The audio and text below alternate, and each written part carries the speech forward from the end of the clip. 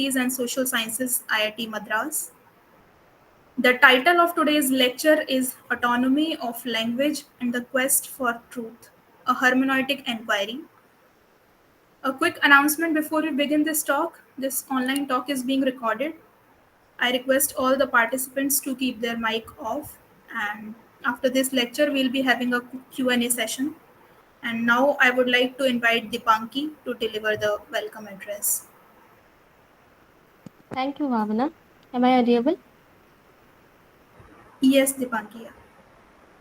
Hello, everyone. Good afternoon. I am Dipanki Saikia. On the behalf of the School of Sanskrit Philosophy and Indic Studies, Goa University, I warmly welcome you all to the 34th online talk in our lecture series. It is a great honor to welcome our chief guest and speaker, Professor Sreekumar Nellickappilly.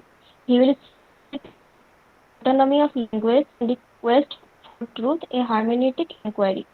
Professor Sreekumar Nellickappilly has been a professor in the Department of Humanities and Social Sciences since 2003. He earned his master's degree from Mahatma Gandhi University, Kottayam, followed by an MPhil and PhD from the University of Hyderabad. His academic interests lie primarily in continental philosophy with a focus on phenomenology and hermeneutics, and he also has keen interest in bioethics, a recipient of the Fulbright Nehru Professional Excellence Fellowship 2018. Sri Kumar has published numerous articles in peer-reviewed journals and has guided both doctoral and postdoctoral scholars in philosophy. His most recent work is a book titled Debating Bioethics, published by Routledge. We thank him for joining us today and look forward to learning from his talk.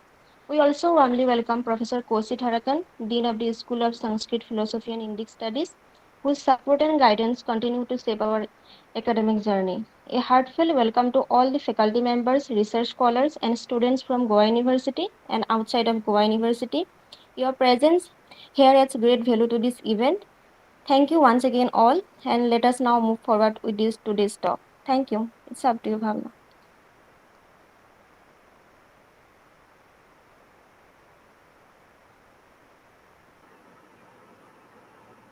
Yes, sir. I think now we can begin.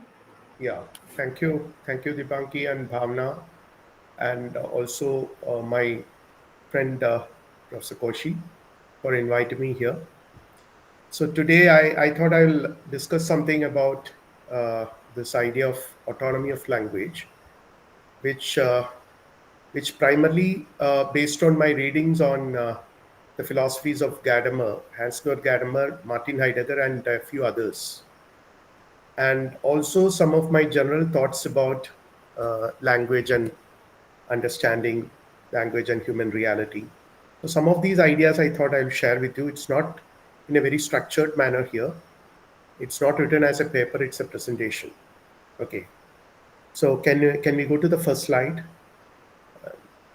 Yeah, so I just want to say that, in the beginning, it's philosophy and language, not philosophy of language, because I primarily take philosophy, or understand philosophy as a linguistic interpretative experience, which is to do justice to the spirit of hermeneutics, because primarily it's a linguistic activity, and philosophy is understood as essentially an engagement with language.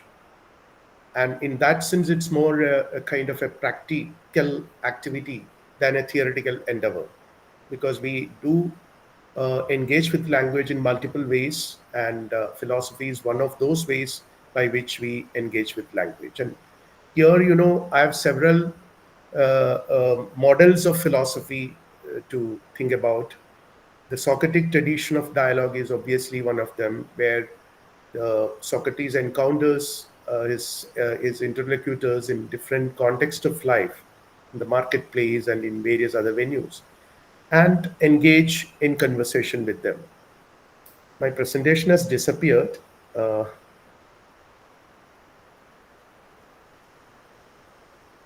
Yeah. Okay. Yeah. Yeah, and also the Vedic Upanishadic traditions we have in India, which is essentially a tradition of argumentation. Primarily in the Upanishadic tradition is you could see that it's a tradition of argumentation, but while in the Vedic tradition, it's the argumentative aspect is not very prominent, but of course that is also present in it, because it consists of dialogues and monologues and various other forms of linguistic expressions. And the primary assumption is that language doesn't cease with what is said. It also points to the unsaid and many, and may search for it. Even such searches happen within language. So language is conceived here as a primordial human endeavor when we exist in this world. And in this sense, it doesn't cease with what is said in it, what is explicitly stated in it, but also points to the unsaid, to the mystic, and various other aspects of human reality. So that Wittgenstein says philosophy tells us what that limit of language is. Next slide, please. So I'm just basically quoting from Tractatus Logico-Philosophicus of Wittgenstein. The solution of the problem of life is seen in the vanishing of this problem. It's not this the reason why men, to whom after long doubting the sense of life become clear, could not then say wherein the sense consisted. Again, TLP 6.522 says, there is indeed the inexpressible. This shows itself. It's a mystical. Language as a ladder facilitates this. This idea of a ladder is a metaphor which is used in different civilizations. You will find it in Chinese civilization. You will find it in Indian civilization, in either explicitly or implicitly the idea of a ladder, where language is used uh, to cross the ocean of life, or to reach up to the reality which one is trying to come up with. Yeah, next slide. We have in the Indian philosophy the idea of Shabda Pramana as one of the major pramanas after Pratyaksha and Anumana. Shabda, many Indian systems have this notion of Shabda Pramana. And this is, though it is primarily proposed as an epistemological ideal, it has got certain other implications as well. And we have also the notion of apaurushaya, the character of Shabda or tradition. The Vedas are treated to be apaurushaya, or it is understood to be an impersonal tradition that where to which we belong, and where we derive insights from. So this again points to certain important dimensions of language. I consider the Vedic corpus here essentially as constituting a tradition, which is the result of several generations of truth seekers, generations of philosophers or truth seekers who dedicated their life for understanding reality. And the scrutiny of these generations of seekers ultimately resulted in what we today understand as the Vedic corpus. And we understand it in terms of Aborushaya, which means impersonal, because it contains the wisdom of generations of seekers. Next slide. Here, I would also like to remember this very important insight by the American pragmatic philosopher Richard Rorty. What he says is that what we learn from Socratic, or the Socratic tradition, is that the predicament of the European intellect is to engage in ceaseless conversation. And I believe that this is not just the predicament of the European intellect, but this has been a predicament of many seekers across different traditions. We'll find it in different traditions, like something which, this engaging in ceaseless conversation in different modes of conversation, which is dialogue, monologue, and various other types of conversation. Yeah, please, next. See, here again, I have some examples from the Indian tradition. Shankara, this exponent of Advaita Vedanta, goes to the renowned Mimamsa scholar Kumarila Bhatta and tells him that he is a Vada Bhikshu. So he goes to, the story is that, he goes to Kumarila Bhatta and says that I have come here as a Vada Bhikshu. A bhikshu is a person who seeks something. And as per the tradition, when a bhikshu approaches you, you have to give what he seeks. So here, what the bhikshu seeks is vada. Vada is debate or discourse. So he is seeking for a discourse, a debate, a dialogue, a conversation. And Vada Bhikshu is a person who seeks uh, debate or discourse, means he seeks in discourse. So I interpret it in this way. One who seeks discourse means one who's seeking in discourse or within discourse. What? Within discourse, one seeks meaning, truth, and knowledge. So this is fundamentally an engagement with language, an engagement with discourse, and it involves a search for truth. So if a philosopher's aim is self-understanding or self-realization, as it was understood by the Indian tradition, it needs to be worked out linguistically. So this is the implication. So language, I mean, I'm just taking this example to pinpoint, to emphasize the fact that this philosophy understood as linguistic interpretation is a valid approach across different traditions, not just in one tradition, because we normally understand that linguistic turn is something which has happened probably after Enlightenment, 19th century onwards. It happens in the European world, but it's basically there in many other civilizations. And Upanishad is basically the idea of Upanishad is to sit nearby. The very word meaning of Upanishad is to sit nearby. And to sit near is to be receptive to what is said by the teacher or what is said by your interlocutor. And this is not a person of the teacher, but what the teacher says, what the tradition says. Because the teacher here, the guru in the Indian tradition, is a representative of a parampara, a tradition.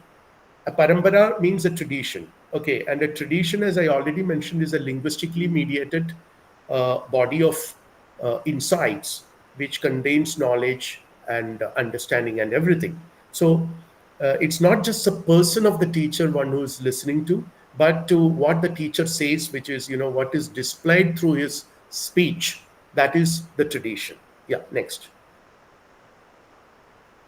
I now come to Heidegger, because Heidegger is a very, I mean, because we have to, there is because of the paucity of time, I straight away come to my topic. Today's discussion is the very idea of autonomy of language, which I am trying to elaborate with examples from poetic truth, or the conceptions of truth as we understand in poetry and in religion, primarily in poetry.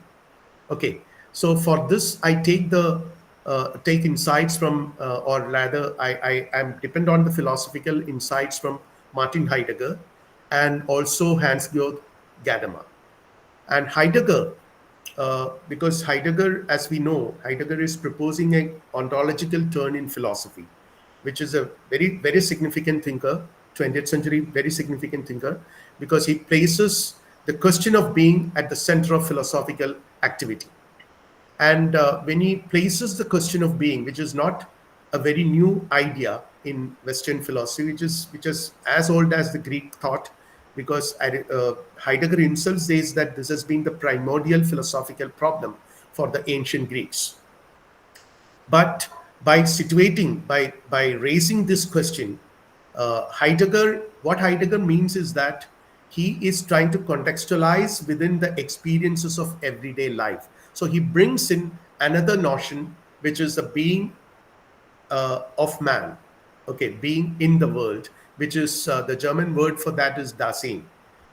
And Dasein is man in the world, which is a very contingent, finite being who is uncertain, who finds himself or herself. I mean, I don't want to use any himself or herself. Dasein finds itself in a world, in a finite world, within certain, I mean, the context of certain contingencies, with certain uncertainties, and also can be characterized in terms of a collection of psychic states such as anxieties, happiness, worries, etc. And authentic existence is one of the prime concerns of philosophical concerns of Heidegger, because basically if you ask what was Heidegger trying to argue, one way to understand is to see that Heidegger wanted to distinguish authentic human existence from inauthentic existence. So what is inauthentic existence? Inauthentic existence is where it is a form of pre-reflective state of existence where one is concerned of the being of things, like, being of things in this world. Things in this world like chairs and tables and computers and all that, which are all objects around us. Instead of focusing on these, instead of being concerned of these objects, the authentic state of existence, in the authentic state of existence, Dasein is concerned with the question of being itself. And this happens with a certain turning inward, raising certain questions, like the very question of understanding. And here, Heidegger talks about the the threefold structure of Dasein. Dasein is understood in terms of three important structures. The first one is understanding, the second one is mood, and the third one is discourse. I'll very briefly explain. I mean, these are very elementary things, so I don't need to explain it. Understanding is where you contextualize it, you understand something from your context. And he has a concept of aletheia, or unconcealedness, or disclosure, truth as disclosure. So every truth or every understanding of being is a matter of disclosure, according to Heidegger. And this is what happens in the process of understanding. And again, another way to understand Dasein is in terms of moods like happiness, and so this is very important as far as Heidegger's philosophy is concerned. That's why one reason why he's being called as an existential philosopher by me, though he himself never liked this description. And the third one is what is more important for us. It is discourse or language. I would rather consider this whole notion of discourse as language, because as Heidegger himself says, can you go to the next slide? Heidegger himself says that discourse or language is a form of being. And it is speech. Discourse is nothing but speech, where things are uncovered or disclosed or unraveled in speech, where Dasein is again understood in terms of its facticity, the four structures of understanding and all that, and world and being discloses themselves in language. This is his understanding of language. Next slide, please. And here we find language as conceived as a home of being, as a dwelling place of being. The idea that language itself speaks is again something which is proposed by Heidegger. We undergo an experience with language. So he talks about, I mean, it's not that through language we communicate something, but a language is not a medium through which we communicate, but it is in language we undergo an experience. Actually, he talks about an experience with language. It's not that through language we experience the world, but we undergo an experience with language.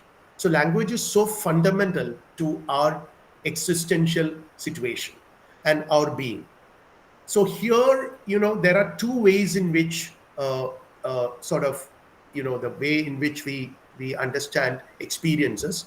Experience as Erfahrung, where we overcome our subjectivity and are drawn into an event of meaning. So later on in Heidegger's philosophy, he talks about a relationship of care. Like everything in this world we understand in terms of we ourselves situating in that context. In what way an object is going to be useful for us. So in a way, we are ontologically related to the objects in this world. So this is what he calls that, and we are drawn into, overcome our subjectivity and are drawn into an event of meaning in our encounters with other persons and to our cultural pass through dialogue by relating with them hermeneutically. And then it is different from erlebnis, where more immediate and personal lived experiences involving sensory and emotional aspects are referred to. So when we talk about language, we have to see both these aspects of experiences, where language is, our experiences where, one overcome our subjectivity and are drawn into an event of meaning in language, and also an immediate personal lived experiences involving the sensory and emotional aspects of which are common to our day-to-day life. Next slide, please. Now, let us raise certain questions in this context. How do our linguistic interpretations shape our lives and ourselves? How does language constitute our finitude? How do we overcome our subjectivity in language if it determines our finitude? Yes, there is someone raising a question. Any issue? Vasudha. It went off by mistake. I'll remove it. Sorry, sir. Okay, it's okay. It's okay. So, how do we overcome our subjectivity in language if it determines our finitude? Because earlier Heidegger has emphasized on this finitude aspect. So now language determines our finitude on the one hand, but at the same time, it is language that facilitates our overcoming our finitude. That is another aspect of language. The most challenging instances of understanding meaning is presented by art and literature. How do we grasp meaning and truth in art and poetry? This is an assumption probably which questions some of our fundamental assumptions of about truth and understanding, because we normally understand truth in terms of a very commonsensical correspondence theory, where when I say that there is a chair in front of me, where I can pinpoint to a chair, which is a representational conception of truth. But as all of you know, Heidegger is proposing a different idea of truth, where it is aletheia, which is uncovering, where something which is being disclosed to the being of man, the being of man, I mean the what is it called, the time. Okay. And how do we overcome this subjective? The most challenging instance of understanding meaning is presented in art and literature, and what happens in our encounters with works of art. Because both Heidegger and Gadamer followed him, believed that art is a domain of human activity, where there is, or rather, they say that both of them say that art is a claim to truth, and Gadamer is particularly emphatic about it. Gadamer says that it was the poets who gave the Greeks their gods, and it is to a very great extent true in the case of Indians also, because we know the importance of the epic poems like Mahabharata and Ramayana. I mean, I'm not referring to their political importance, but to their cultural importance. The importance of these poems in creating the very idea of India at some particular time in our history, because they raise certain questions, certain concerns, and the assimilation of these poetic works helps Indians to collectively make sense of their reality in a big way. So in that sense, poets played a very important role for in the ancient world. Things have, of course, changed after Enlightenment, because Enlightenment brought in a different sensibility altogether, which which began to advocate a different conception of truth, understanding, and meaning. So we'll come to that a little later. So the question is that what happens in our encounters with works of art? Next slide, please. So now here I'm going to talk about the language turn. I don't want to call it linguistic turn, because that is an expression which is used elsewhere with a different set of connotations. So I'm using it as language turn. Yes, next slide. So Heidegger, when he talks about the nature of being, he says that something is only where the appropriate and therefore competent word names a thing as being, and so establishes the given being as a being. So this in a sense affirms, asserts the primordiality of language, because he says that something is only where the appropriate and therefore competent word names a thing as being, and so establishes the given being as a being. The word brings a thing into being. He says that it is a word that brings a thing into being. So it's just the opposite view of what we normally understand as representationalist understanding of reality. Okay, where the word brings thing into being. Here, one has to keep in mind that the model which Heidegger proposes is that of uncovering or aletheia. Language is a home of being. He says it because it is in language that we encounter being. or being itself is a disclosure in language. Yeah, next slide.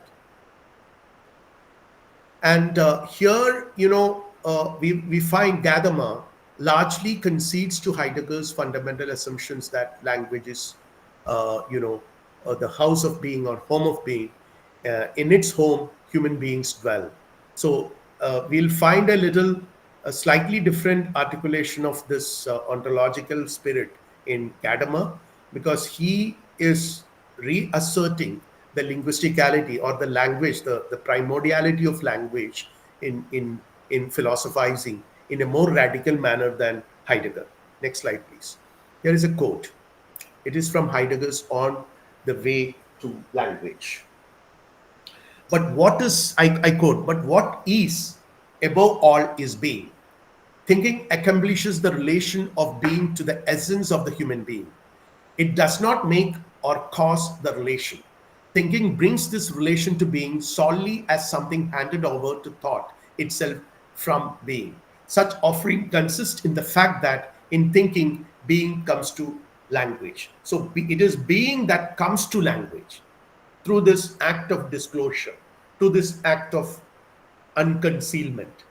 So this notion is so fundamental to the Greeks, and I believe that to a great extent this is fundamental to the many other traditions, including Indian traditions. This whole idea of unconcealment, truth as unconcealment, as opposed to truth as representation, which is probably a very prominent view that became a very central to philosophical enterprises right from the times of many Greek thinkers themselves in the West, and which became a very prominent notion, or rather the only prominent notion ever since Enlightenment, uh, projected its world picture of the world. Yeah, next slide, please. So Heidegger again, centrality of language in the analysis of the nature of being will find in Heidegger, because he says that it is language itself speaks. In our experiences which we undergo with language, language itself brings itself to language, or language itself speaks. There is nothing which is outside of language, that a reality awaiting there for us to access through a medium. So this whole idea of a tool or medium is a myth, according to Heidegger, and of course to Gadamer as well. So the primordiality of language over everything is repeatedly asserted by both these thinkers. Again, this is from Heidegger's On the Way to Language. The word alone gives being to the thing, and the word brings a thing into being. I repeat, the word alone gives being to the thing, and the word brings a thing into being. Heidegger is a very arguably one of the toughest thinkers, because of the way in which he uses language, and how he expresses extremely complex thoughts through language. So it's very difficult to translate Heidegger. This English translation probably is not capturing the very essence of some of his thinking, some of his complex thoughts, but we have to do with that. The word alone gives being to the thing, and the word brings a thing into being. So he's just reversing, he is just emphasizing the importance of an ontological approach to philosophy and understanding truth. And something is only where the appropriate, and therefore this I've already read earlier, where establish the given being as a being. Yeah, now please go to the next slide. And here Gadamer. So Gadamer's, this is a quote from his book Philosophical Hermeneutics. Sorry.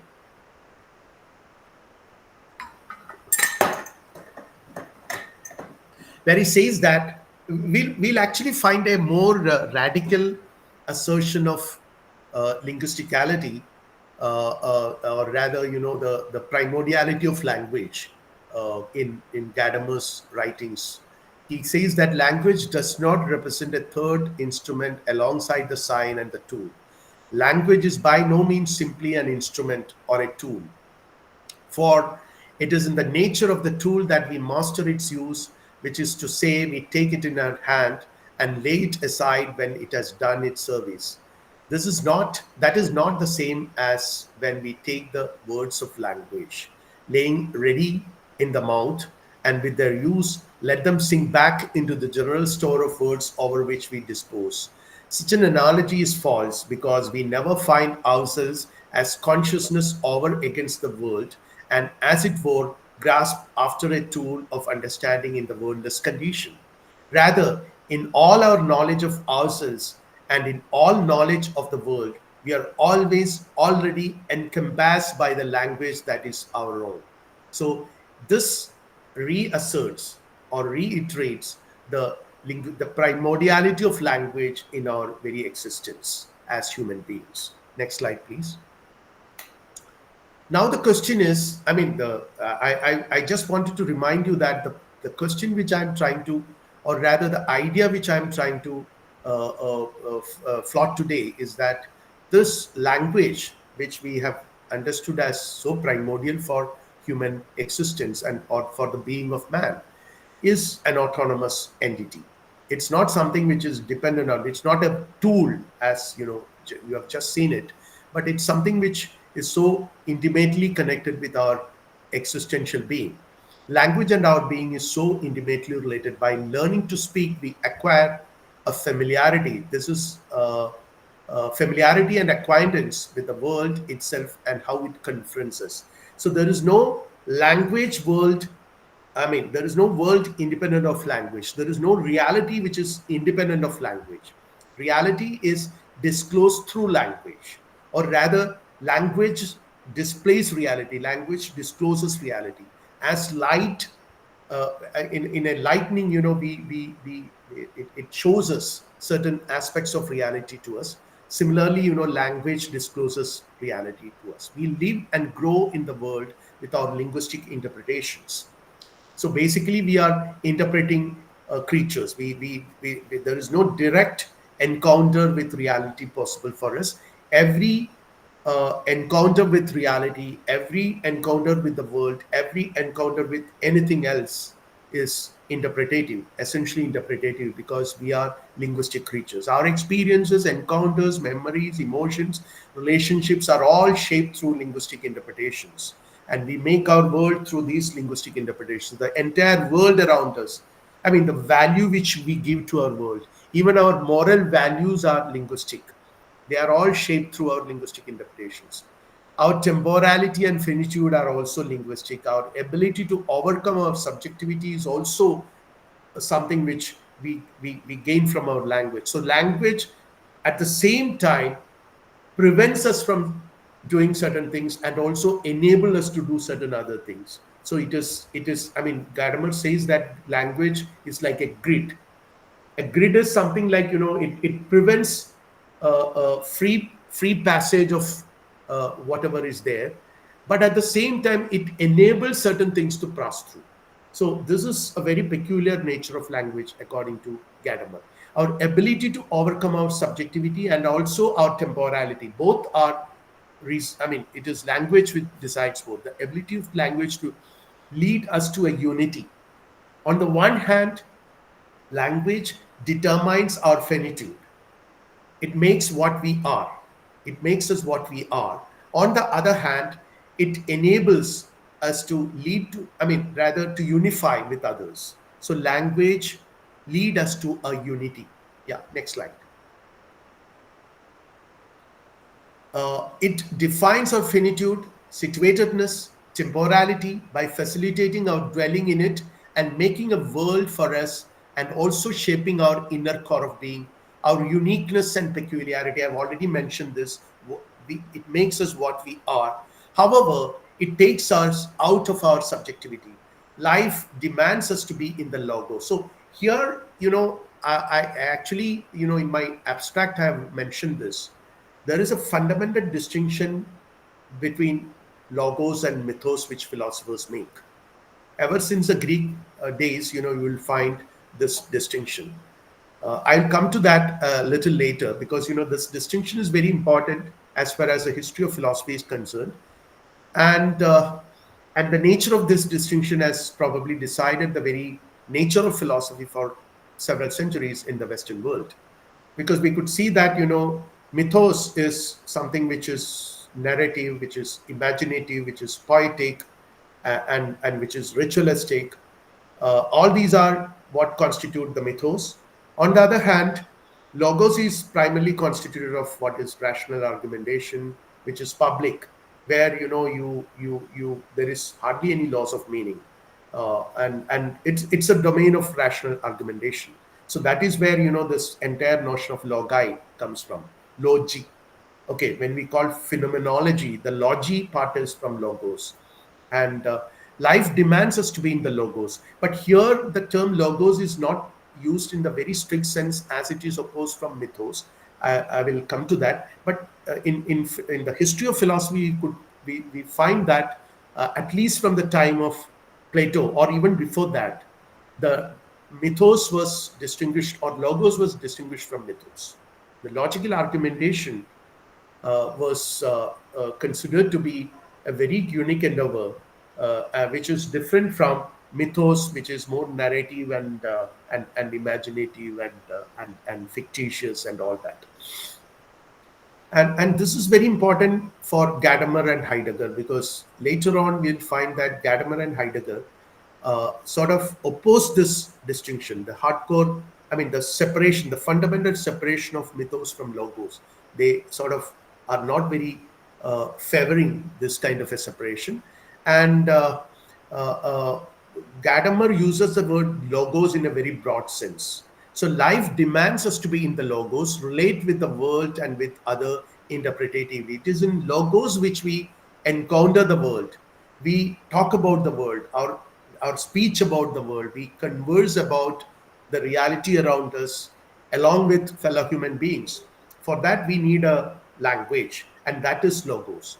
Make us respond to the questions raised by others, and force us to ask questions to others, as language is essentially a common possession, a logos, to make sense and make ourselves sensible. So this is essentially what we do in language.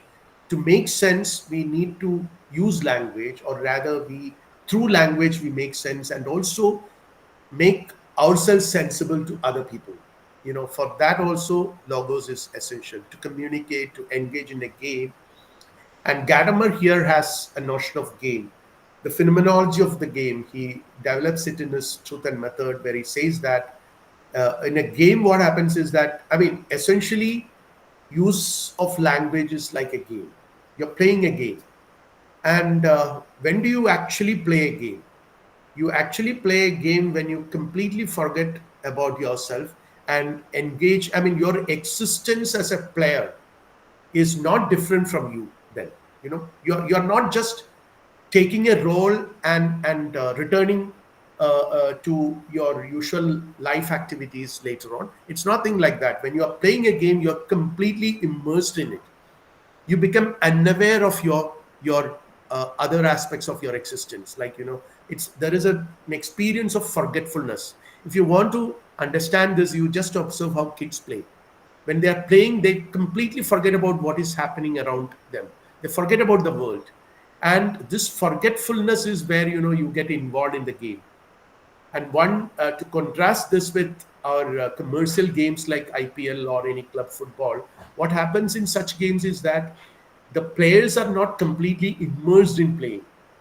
Playing become essentially a commercial activity, a goal-oriented activity, where one has certain objectives. To win is an objective of the game here in commercial games. But in real games, where we are engaged in playing for the sake of playing, for the sake of living, it becomes part of our life. Okay, and for to understand that, we have to observe the kids. They don't distinguish their lives from the activity of playing. Okay, so which involves for self forgetfulness. So essentially, this is what happens in language as well. In language, we have to the real use of language happens when we forget ourselves. We sort of are completely immersed in the conversation, and we become one with the conversation. We become identical with the conversation. So this is where you don't find it. I mean, the moment you stumble upon and you search in for words, what happens is that this natural flow of language is there is an obstacle for a natural flow of language, and you search for it, and the being about which you're talking disappears from your view. Suddenly you get the word for the correct word, and then you start using it. The object comes into being. It is in this sense the world comes in being in language, according to Heidegger and Gadamer. Yeah, next slide. Now, here I'm raising the question of truth, because I'm not discussing the other conceptions of truth, because most of us are familiar with that. I'm only presenting the alternative conception of truth, which is propagated by, I've already mentioned it, so I'm not going to the details here. I've already mentioned truth is understood as aletheia by by this Gadamer, sorry, by Heidegger and Gadamer. Okay, aletheia means uncovering, which according to them is a Greek conception of truth, where truth is not primarily understood as a matter of correspondence with an object in the world, but rather as uncovering. And uncovering presupposes the entity to which it is uncovered. The assign, which represents a context, which represents a situation, which represents a finite temporal context, and that is very important. Okay, so the world around us makes sense to us from the context where we find ourselves in. Okay, and that's important. Next slide.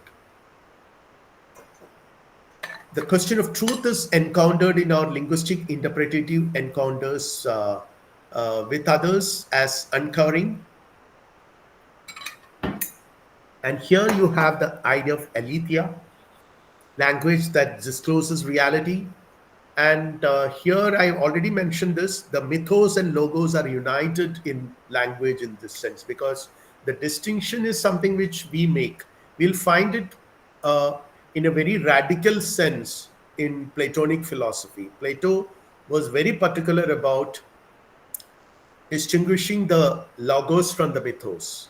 And his condemnation of the poets and the artist consists precisely in that, because he thought that these people cannot access truth because of their because they are immersed in emotions.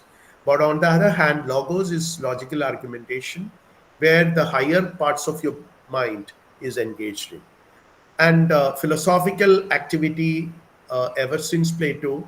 Of course, there are Aristotle did not agree with Plato completely on this account, but later on you could find that by Enlightenment and all that, the mythos aspect of language is separated from the logos as far as philosophical and scientific argumentation are concerned. And the mythos and logos are united in language for the ancient philosophers. And also, to a great extent, if you take Indian philosophy, in Indian philosophy also you will find the mythos and logos are essentially interconnected. There is no way you can separate the mythos from the logos. Even the poiesis cannot be separated from the logical argumentation, because the philosophical works are essentially presented as poetic works, as mythology. There is that the fundamental separation is quite difficult in many ancient traditions. Next slide, please. So in our multiple and varied encounters with life, we access and assimilate truth in different ways, in multiple ways. Okay, truth is not accessed, or truth is not encountered only in certain aspects of human life, but it is encountered in multiple ways, in multiple domains. It's not just an exclusive property of one human endeavor, which Enlightenment philosophers later on, those who are inspired by Enlightenment philosophy were asserting that truth is a matter of scientific the rational encounter. So this is not the way many traditional philosophers have understood truth. Greek philosophers have understood truth, and essentially Gadamer and Heidegger were also trying to assert this insight. The finitude, defined in terms of temporality, and the essential nature of linguistic interpretations are to be taken into account when we try to understand the very notion of truth in certain human endeavors like art and poetry. A poet as a poetry, or poetry's claim to truth, whether poetry has a claim to truth. That's a question. And Gadamer is quite emphatic about it. He says that poetry has an important claim to truth. Poetry and art have claims to truth, according to him. I mean, art and poetry, we are drawn towards truth in the most unhindered and uninhibited ways. In them, language brings itself to language, or language itself speaks. Unlike language which we use in our other activities, like when we describe something, when I make a description about the chair which is there in front of me, I'm talking about the chair which is in front of me, and it is also essentially a linguistic activity. But here my talk is about something which is non-linguistic. But in poetry, there is nothing like, I'm not appropriating anything, I'm not saying anything about something which is lying outside it. So the entire activity happens within the linguistic enclosure, or rather within language it happens. Next slide, please. Okay, and two distinct two distinct ways. See, since I've already mentioned mythos and logos, they are the two distinct ways of knowing and acquiring knowledge, and different ways of perceiving and comprehending reality. Let me elaborate a little bit on mythos, because mythos has always been relegated to a lower realm in the European philosophy, ever since Plato, and particularly, as I already mentioned, after Enlightenment. So mythos is predominantly narrative in style. It contains imagination, storytelling, fantasizing, etc. It's related to cultural inhibiting, okay, and existential life and experiential knowledge, where knowing is inseparable from thinking, doing, and saying. So language is amalgamate, or rather our thinking and our doing and our saying are amalgamated. They are sort of brought in one single framework, or they are not separated from each other. The ritual, for example, is one human activity, or one activity where you'll find in this amalgamation happens. The concept of yajna in the Vedic people, you will find it in Rig Veda.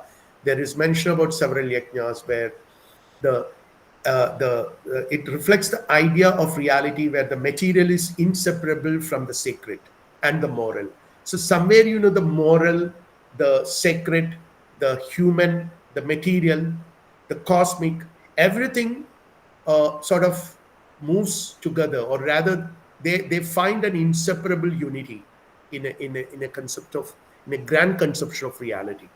Okay, so this is where mythos come into picture. So mythos is not essentially to be understood as something which is untruth or false, or merely fictitious, so that nothing to do with reality or truth, but rather mythos is one way by means of which certain important aspects and dimensions of reality are represented. It unifies human action, human knowledge, and human thinking and human speech in one single framework. So that is the peculiarity of mythos. Next slide, please. And mythos means telling the world, telling word. For the Greeks, to tell is to lay bare and make appear. This is what I already mentioned as aletheia. Both the appearance and that which has its essence is in appearance is epiphany, which is what happens in religion. Religion, because religion is very important here, because myth is a language of religion. Many religions are, religious truths or religious insights are expressed through mythology. And mythos is what has its essence in its telling. It's not that its essence consists in what it is telling, but rather telling itself is where you will find its essence.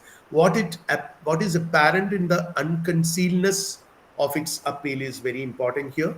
And the mythos is that appeal of foremost and radical concern to all human beings, which makes man think of what appears, what is in being. This is from Heidegger, What is Called Thinking.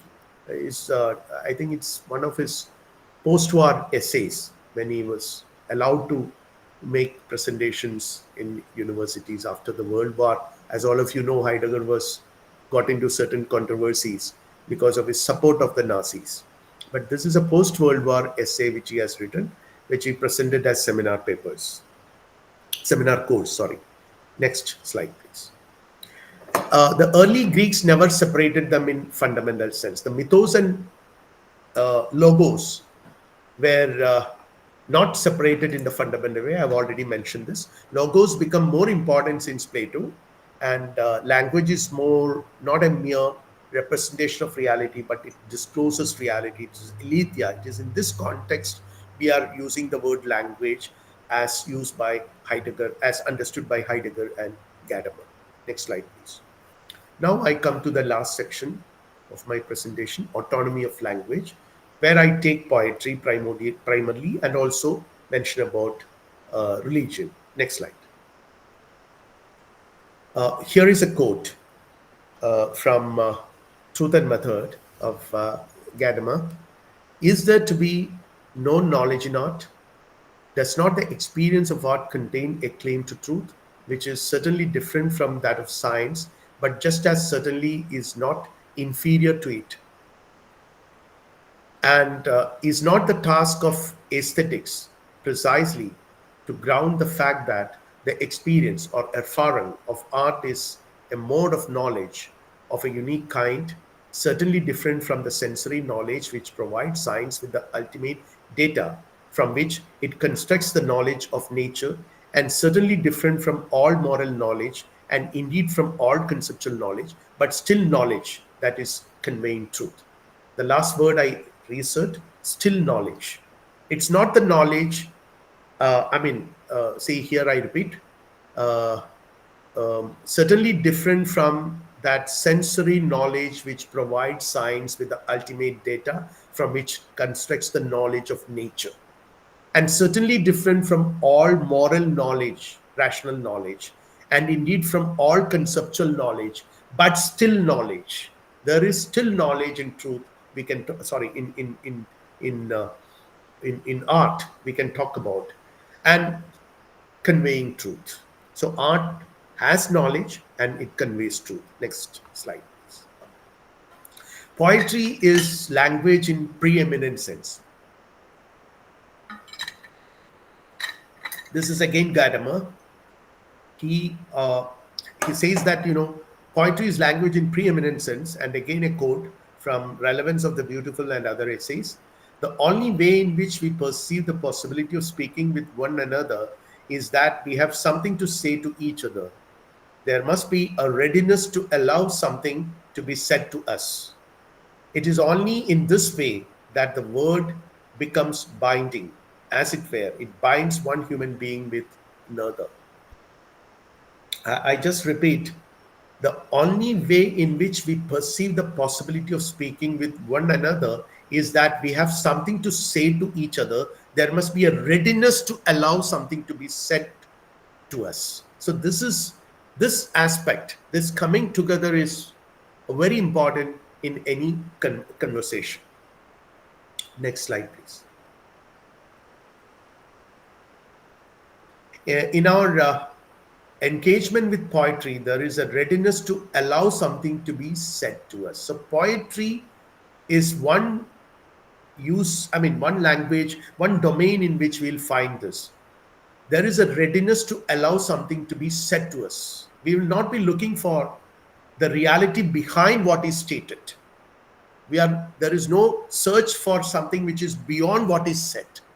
But what is said itself contains its truth, contains knowledge, a unique experience of language. In poetry, we come to a unique experience of language. It introduces a different hermeneutic situation in front of us.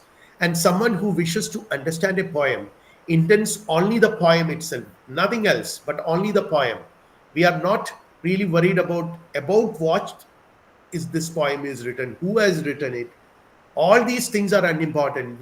Our prime concern is to know, to understand a poem intends only the poem itself, nothing beyond the poem. Even poems or literary works that depicts historical or mythical themes, we don't see beyond the poem to understand it. The best examples are, Shagundalam, for instance. Shagundalam is a poem, or it's a kavya written by uh, Kalidasa. But it is not, I mean, Kalidasa picks up this particular incident, particular episode from Mahabharata. It's a story in Mahabharata. But the Shagundala story is depicted in a very different way by, uh, you know, this Kalidasa. And this happens in adaptations. Many Mahabharata has actually inspired many writers across the world, particularly in India, because this epic is so important as far as Indian life is concerned. So we have different adaptations of Mahabharata episodes, Mahabharata stories. See, the V.S. Khandekar's Yayati is one very prominent work, which is a Marathi novel, which won Jnanapith Award, V.S. Khandekar's Yayati, where Yayati's story is depicted, the myth is depicted. We appreciate V.S. Khandekar's Yayati. We don't really compare this Yayati with the Yayati of Mahabharata. Similarly, there is a Malayalam novel called Randamuram, which depicts the story of Bhima, the second Pandava. Okay, which is again so deviated. I mean, it is the writer has deviated significantly from the original Mahabharata. The question is that whether there is an original Mahabharata, that itself is a question to be raised, because we have many Mahabharatas, and we cannot say that one Mahabharata is the original Mahabharata. There are many Mahabharatas, and that is the way mythos or mythology comes to us, art comes to us. It doesn't fix meaning to. I mean, its meaning is self-contained. It's not somewhere outside, so that we can say that this Mahabharata is more authentic than the other one. Ramayana, for example, there is Vatmiki Ramayana, there is Adhyatma Ramayana, there is Kamba Ramayana, there are several other Ramayanas. Which is more authentic? There is no such question. Each text, the truth and knowledge of each text, the claim of truth and claim to knowledge of each text is within itself. The poem does not stand before us as a thing that someone employs to tell us something. It stands there equally independent of both reader and poet. Detached from all intending, the word is complete in itself. This is what I understood by autonomy. Autonomy of language. You will find language gaining a certain unique autonomous status in poetry, because in a poem, it does not stand before us as a thing that someone employs to tell us something. It stands there equally independent of both reader and poet. It is an independent text. It's an autonomous text. Okay. And detached from all intending, the word is complete in itself. Next slide, please. Is it time for me to wind up? Organizers? How long can I do? Sir, I think you can take next 10 to 15 minutes. Yeah, I think I'll wind up by then. So this is basically the idea of truth in poetry. When we tell the truth, we say what we mean. Okay, so if you examine this whole idea of truth, when we tell the truth, we say what we mean. Whatever shows itself to us, what is it? What it is true. A poem is not a reminder of an original performance of an idea. This is what essentially Gadamer says. It's not a reminder of an original performance of an idea. It's not simply in the service of further performances. So it's not a newspaper article where something is described, what has happened, a news item where certain descriptions of what has happened is presented. It is an independent, autonomous body of language. It's not simply in the service of further performances. It's not dependent on how things are in the world. It's in a world in itself. It's a world in itself. So autonomous. Its truth depends not on what it refers to. It refers to itself and nothing beyond itself. There is nothing more than what is said. Poetic word is truly, truly autonomous. So this is the idea of autonomy of language, which you will find in poetry. You will also find it in religious text. I will not be elaborating much about that aspect here because of paucity of time. Next slide, please. Poetry is always, this is again Gadamer. Gadamer writes it in his essay, Homeland and Language, where he compares the very idea of going back to the homeland. When you have a concept, many of us have this idea of homeland, where we, particularly those people who are cut off from their homelands. You have the homeland in your memory. The village I left 30 years ago. For me, I come from a village in Kerala, where I spent my childhood, and I still have that village in my memory. It's my homeland, and I sort of, there is a craving for me to go back to that homeland. But this craving actually is experienced in the context of my present life, where where I, the present life is so, where which is totally cut off from this homeland. Okay, so poetic word is an autonomous reality. Its truth is independent of what is the case. So here he says that poetry is always the claim and the possibility to be like a dictum, which is only to be accepted and not submitted to a critical world of experience. There is no comparing it with an original. It needs to be accepted. There is a way in which it raises certain claims to truth, and that needs to be accepted. This is what it says. Next slide, please. And Gadamer equates language with homeland. Homeland, as I already mentioned, is a place of primordial familiarity, where it's where we originally dwell. And comprehending poetry involves the experience of homecoming. It involves a rupture with the present chaotic world and facilitate a withdrawal from the world.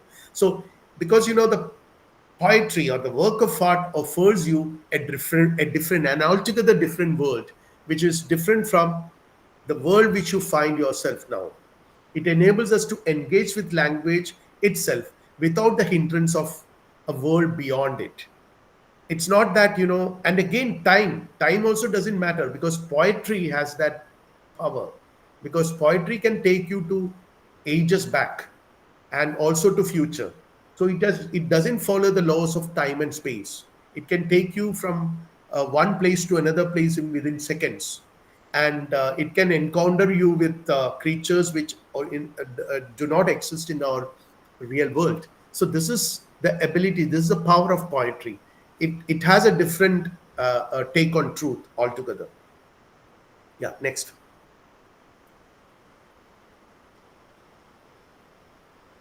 Here there is a quote: poetry as the art of the word is a different kind of art from the other arts, and poetics is a theory of art in different sense. Poetry, even the most incomprehensible, exists as an act of comprehension, and for a comprehension, a close connection between poetry and philosophy is based upon this fact. Anyway, I'm not elaborating this because that will take us to certain other issues. Next, please. Here, I mean, there is something which I mentioned about religious experience or religious belief, where again, from an article written by Gadamer, where he talks about how religious language is different. Religious language is, for example, for Gadamer, I will not elaborate this. I will not discuss this elaborately because of paucity of time. Because I wanted to wind up this by 6:45, so that I can talk till 15 minutes. We'll have some conversation. But now already I've closed the limit. So I will preferably skip this section, okay, and wind up with the idea of poetic thing. Yeah, next one. Next. Yeah, no. Next. Yeah. So when what is said is not dependent on how things are in the world. That's where we talk about autonomy of language. What is said is not dependent on how things are in the world. A poem or myth are not reminders of an original performance and do not depend on how things are in the world. It's a world in itself, it's a reality in itself. Its truth depends not on what it refers to, it refers to itself and nothing beyond itself. There is nothing more than what is said. This makes its language autonomous. So you could find the autonomous language acquires its autonomous status in poetry, in mythology. And that's why, he says that Gadamer talks about the preeminent sense of language is poetry. Yeah. Next slide, please. Religious and poetical speaking, Gadamer says, by autonomous text, I mean texts which interpret themselves insofar as one needs to know additional information about the occasion and the historical circumstances of their composition. Next. Next. Next. Next. Next. Yeah. I will conclude with this. To undergo an experience with something, be it a thing. I mean, since we have already mentioned this, to undergo an experience with language. Okay. So language is, I mean, in language, what happens is that we are undergoing an experience with it. In poetry also it happens. We are undergoing an experience with language.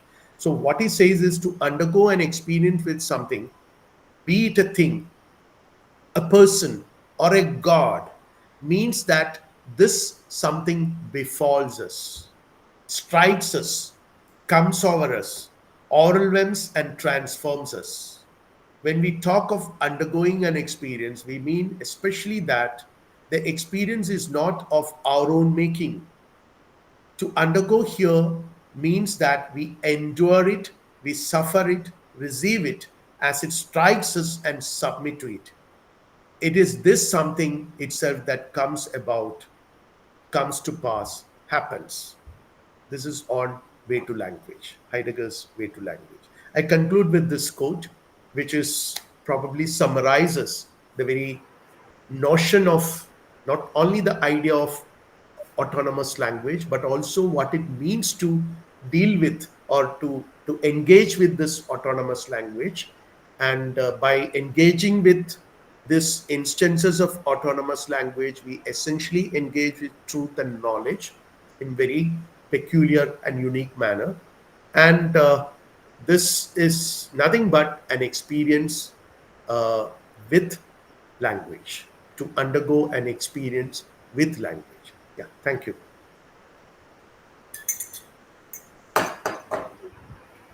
Thank you, sir, for this insightful lecture.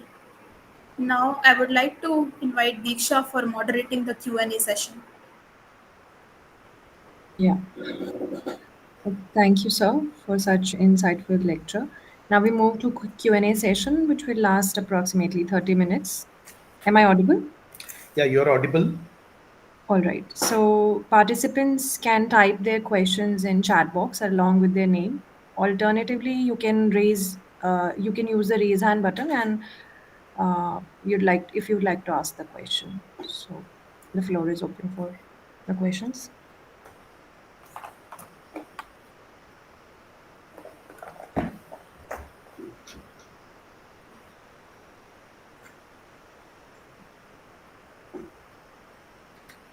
See, in this is all about undergoing an experience with language, not really raising a question. Professor Koshi. Yes, Sreekumar, I'm just coming online. Yeah. I was just wondering, like, It takes some time to come out of that No, it's immersed okay. feeling of. I was just wondering, since you are also a Wittgensteinian in some sense of the, label, how do you, understand the similarities or differences, the way later Wittgenstein construes language and the Gadamerian way of understanding language? Yeah, I think there are a lot of and Gadamer has acknowledged it on several occasions. Gadamer, recently we came across an essay written by Gadamer, on an appreciation of Wittgenstein. Something which, unfortunately the English translation is not available. So we got the German text, and now we are taking the help of Google to translate it. And also some of my students are they are good in German, so they are sort of helping us to. We are reading it together, the old exercise which we did with Professor Suresh Chandra. So now, so there are definitely, certain in certain aspects, Wittgenstein, particularly when he talks about forms of life and language games, the theory of language games, which also comes. I mean, actually, my presentation, I have a larger presentation where I also talk about Wittgenstein, particularly when it comes to the question of religious belief. Okay. Poetry. I've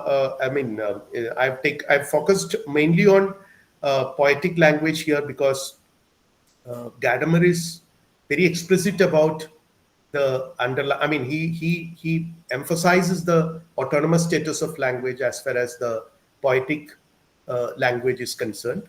While Wittgenstein's the similarity of between Wittgenstein and Gadamer, we will find when in their analysis of religious experience, where Wittgenstein talks about religion as a form of life, where we play a particular game, a language game, when we and then he also talks about unshakable faith and all that. Here again, Gadamer talks about something called a pledge. In religion, religious language, according to him, has a nature of a pledge, a kind of a promise. And he says that a promise has validity only if the person who promises it and the person to which it is promised both accept it. So there is a community of people, which makes the language game valid. So this is an understanding which you will find in Gadamer as well, which probably Wittgenstein also alludes to in a different manner. So there are a lot of similarities, but I feel that uh, when we look at differences, I mean, I don't see that we need to really look for differences much, because definitely they are two different thinkers with different intentions and all that. But there is striking similarity when it comes to the very idea of linguisticality as expressed by both thinkers. Koshi, I've written a paper long back Yeah, on yeah, this, thank you for that. but that was again a very when it comes to early hermeneutic thinkers. You remember we used to read Delphi and all, uh, uh, explanation and understand. I still remember the book which you had. Okay, so those people, their conceptions are drastically different from Wittgenstein's ideas, but as we come to Gadamer, we'll find a lot of similarities. Thank you for that.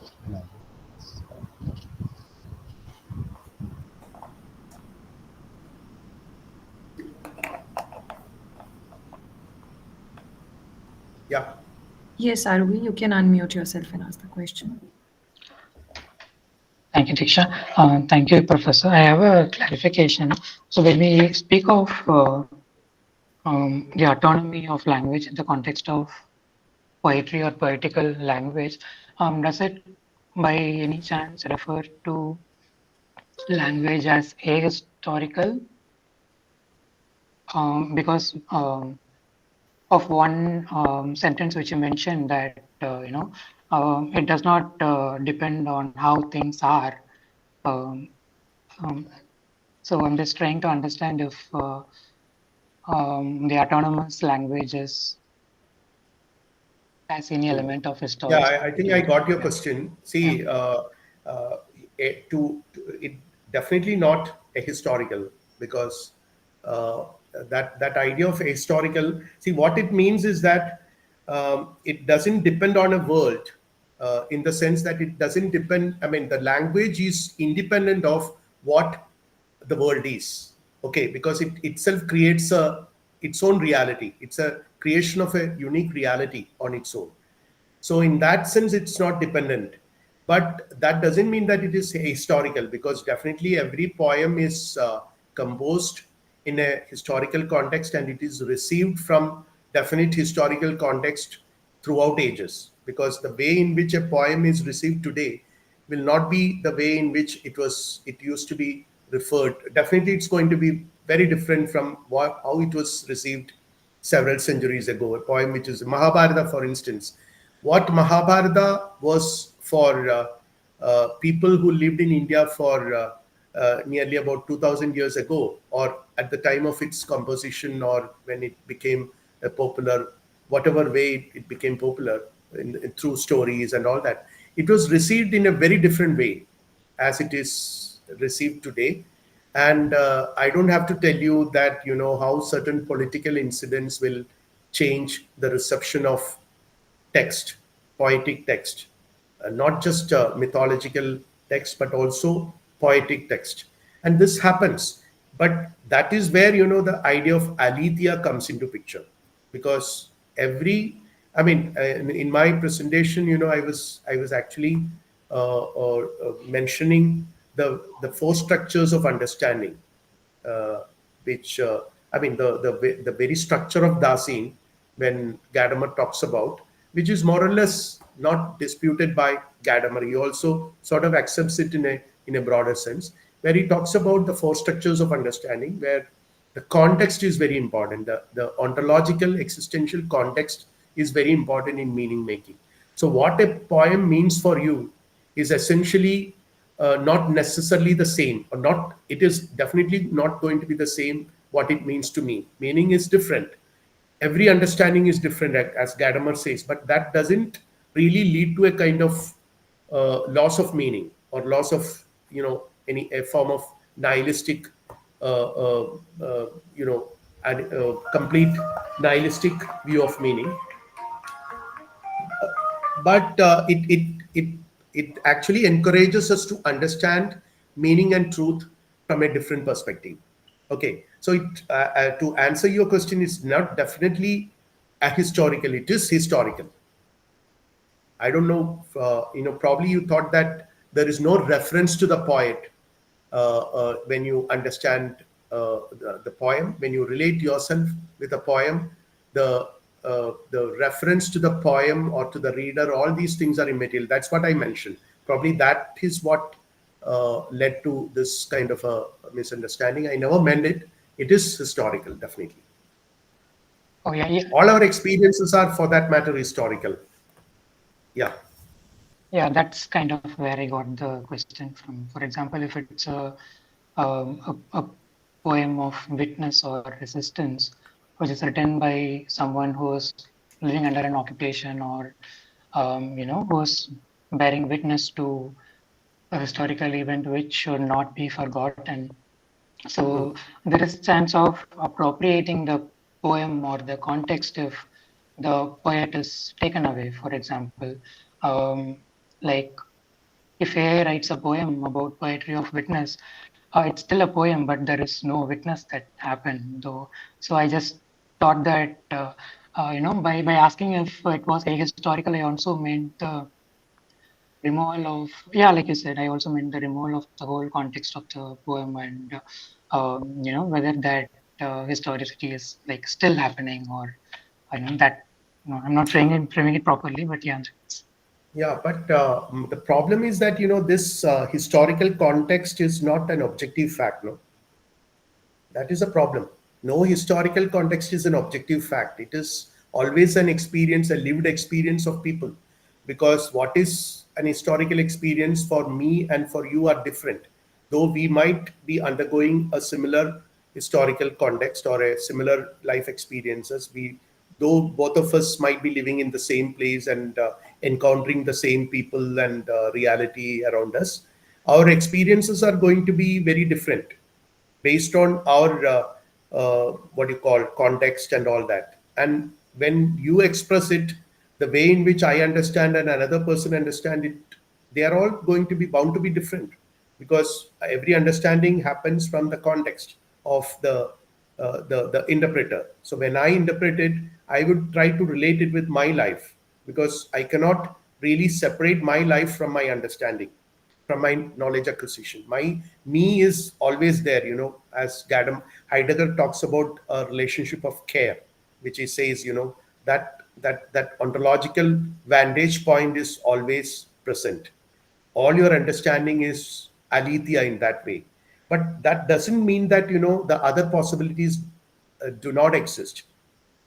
As Gadamer, in one of his conversations, he mentions that we are one conversation. So there is infinite possibilities that a meaning could be encountered differently. The same person reading the text on a different occasion will understand it differently.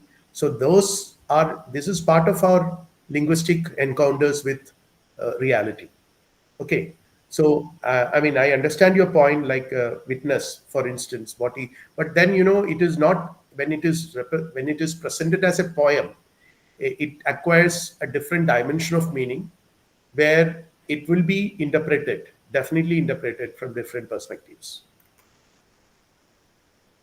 Thank you, Professor. Is there a question typed?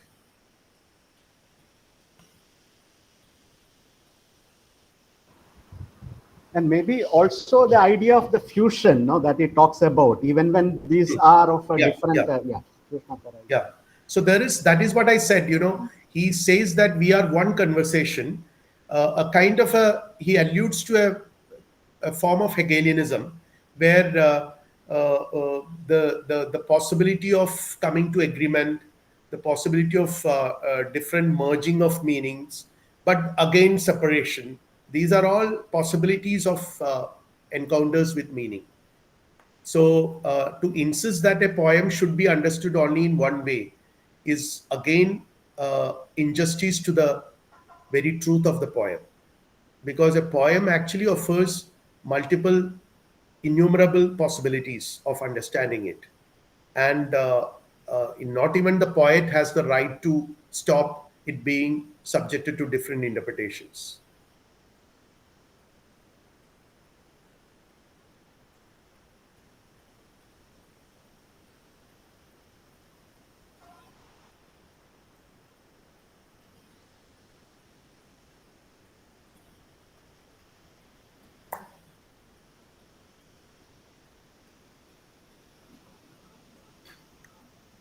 Okay, Koshi? There are no further questions. Yeah, good. Yeah, so Thank you, for Sreekumar. Thank you. now, Bhavna, you can go ahead with the. Yeah, thank you, Diksha, for moderating the Q&A session. For the delivery of vote of thanks, I would like to call upon Sagar. Thank you, Bhavna. Am I audible? Yes, Sagar. Yes. I wish to express my gratitude to Professor Sreekumar for presenting the lecture and sharing your knowledge and experience with us.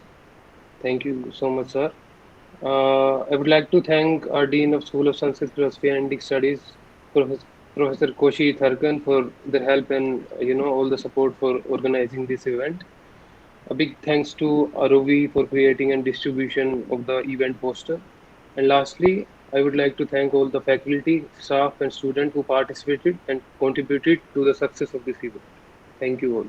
Thanks, Sagar. Thank you, sir. Okay, thank you. Thank you from my side as well to all of you. And a special thanks to you for accepting the invitation and Thanks, being here. Koshi. And I'm sorry for this delay in no. postponing it and all that. Yeah. No, unfortunately, I was not present throughout. In between, I had to skip. Yeah, you told I me. will be listening to the recorded version later. My God. Thank you once again. Recorded it also. Thank you. Okay. Thank you all of you. Recording of this lecture posted on the school's YouTube channel, Philosophy at Goa University. And we'll be back with another online guest lecture. Thank you everyone for attending this talk. Okay, Thank you so you. much. Thank